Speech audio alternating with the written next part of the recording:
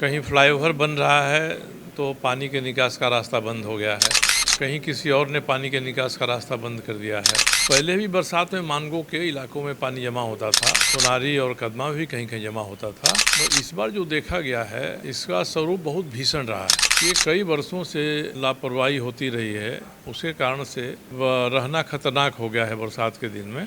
तो एक तरह से जल निकासी की बृहत्तर योजना बनाने के लिए आज विमर्श करना है। हम लोग देख रहे हैं कि सरकार में कोई काम जब शुरू होता है और सैंक्शन हो जाती, स्वीकृति हो जाती है, उसके बाद भी कई महीनों तक काम शुरू नहीं होता है।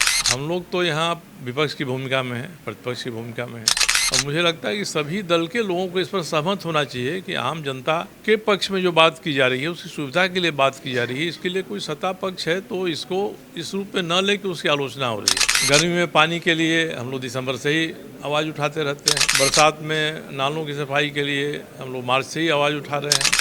तो उद्देश्य हम लोगों का बड़ा है, मगर अभी जो मुद्दा है वो तात्कालिक है। इस मुद्दे को लेकर हम लोग चाहते हैं कि जमशेदपुर की अच्छी प्लानिंग बने और जमशेदपुर रहने के लिए अच्छा शहर बने, केवल टाटा लीज एरिया ही नहीं, बाहर के एरिया में भी और मानगो भी बेहतर बने। पिछले 4-5 दिन से बारिश हो रही है और बारिश हुई है तो जमशेदपुर के अलग अलग इलाकों में भारी जल जमाव हुआ है। कहीं फ्लाईओवर बन रहा है तो पानी के निकास का रास्ता बंद हो गया है, कहीं किसी और ने पानी के निकास का रास्ता बंद कर दिया है। नेशनल हाईवे बन रहा है तो उसके कारण से निकास का रास्ता बंद हो गया है। पहले भी बरसात में मानगो के इलाकों में पानी जमा होता था, सोनारी और कदमा भी कहीं कहीं जमा होता था, मगर इस बार जो देखा गया है इसका स्वरूप बहुत भीषण रहा है और लोगों के जान माल दोनों का नुकसान हुआ है। इस पर कई जो कॉलोनियाँ हैं जो बहुत बढ़िया कॉलोनी मानी जाती है, वहाँ भी पानी घुस गया है। तो मेरे दिमाग में एक बात आया कि जो हम लोगों के सहमना हैं साथ में, जिनसे हम लोगों का विमर्श चलते रहता है, एक बार बुलाकर उनसे हम लोग उनके इलाके का फीडबैक लें। भाई आपके क्षेत्र में किस जगह पर किस कारण से जल जमा हुआ है, जल निकासी नहीं हो रही है, और इसके बाद हम लोग 2 दिन 3 दिन का समय लेकर और भी सूचना संग्रह करें। एक हम लोग उसके बाद बड़ा मेमोरेंडम बनाएं और मेमोरेंडम बनाकर नगर निगम और उपायुक्त के सामने इसको रखें कि ये कई वर्षों से लापरवाही होती रही है, उसके कारण से अब रहना खतरनाक हो गया है बरसात के दिन में। बरसात ख़त्म होती है फिर सब भूल जाते हैं, शासन प्रशासन का भी ध्यान नहीं रहता है। तो हम लोग किस तरह से जल निकास की योजना बनाएं अपने अपने क्षेत्रों में कि बरसात का पानी होता है तो नाले इतना सक्षम हों कि पानी को ले जाके नदी में गिरा दें, या कहीं आधा घंटा 1 घंटा के लिए पानी जम भी जाता है तो बरसात कम होते ही वो पानी निकल जाए।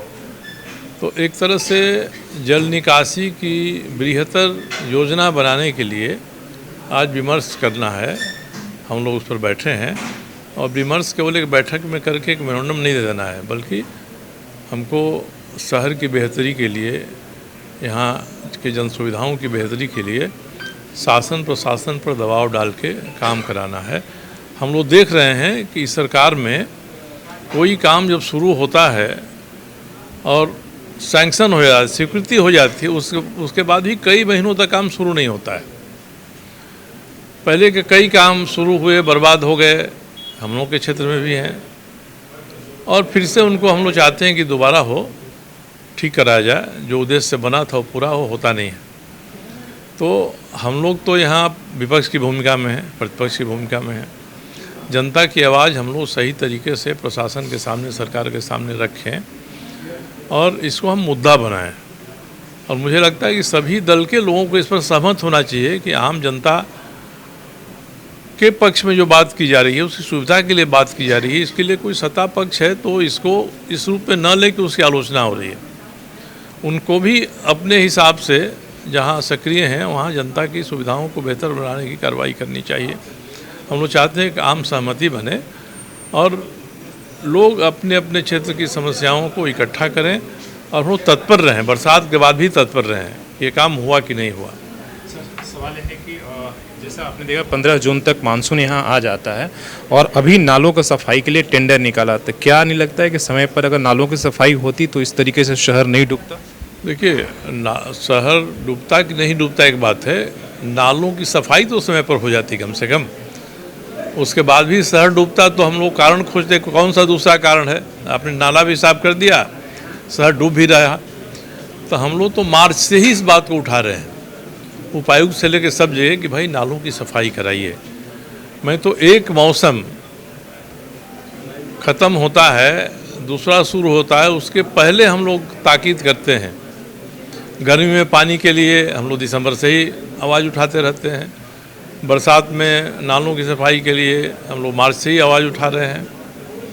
इसी तरह से जाड़ा का समय आएगा तो उसमें कौन कौन ऐसी जगह है जहां आपको सहायता करनी पड़ती है, लोगों को कंबल बांटना पड़ता है, ये सब काम समय पर हो जाए, पहले हो जाए। सरकार के साथ सबसे बड़ा दोष यही है कि वो काम करती है, खर्च भी करती है, और जब जैसे कृषि सूख गई तो बारिश हुई, उसी तरह से समय बीत जाता है तो ये फिर काम करते हैं, सरकार का खर्च भी हो जाता है और काम भी नहीं होता है। बरसात के बाद लोग भूल जाते हैं कि बरसात में जो नारकीय स्थिति बनी थी उसका समाधान अब फिर अगली बरसात आएगी तभी शुरू होगा। जनता भी भूल जाती है, प्रशासन भी भूल जाता है। तो हम लोग चाहते हैं कि ऐसा समूह बने लोगों का, अधिक से अधिक संख्या हो उसमें, जो इस बात की ताकीद करे, और हम लोग उनके प्रतिनिधि के नाते शासन प्रशासन से इसको कराएं। जो हमारे विधायक निधि की सीमा है, उस सीमा में जो काम उससे हो सकता है, जिला योजना से काम हो सकता है, या जमशेदपुर की विशेष स्थिति में जो यहाँ के औद्योगिक समूह हैं उनका भी कुछ दायित्व बनता है, उनके CSR का पैसा हो सकता है। तो ये सरकार ले, और जमशेदपुर के उन इलाकों में जहाँ पानी जम जा रहा है और पानी के जमाव वाले इलाके बढ़ते जा रहे हैं, तो जब तक एक सुनियोजित योजना नहीं बनेगी तब तक इसको नहीं रोका जा सकता है। तो उद्देश्य हम लोगों का बड़ा है, मगर अभी जो मुद्दा है वो तात्कालिक है। इस मुद्दे को लेकर हम लोग चाहते हैं कि जमशेदपुर की अच्छी प्लानिंग बने और जमशेदपुर रहने के लिए अच्छा शहर बने, केवल टाटा लीज एरिया ही नहीं, बाहर के एरिया में भी और मानगो भी बेहतर बने। इसी उद्देश्य से हम लोग आज बैठे हैं। केवल जल निकासी एकमात्र हम लोग का आज का मुद्दा है।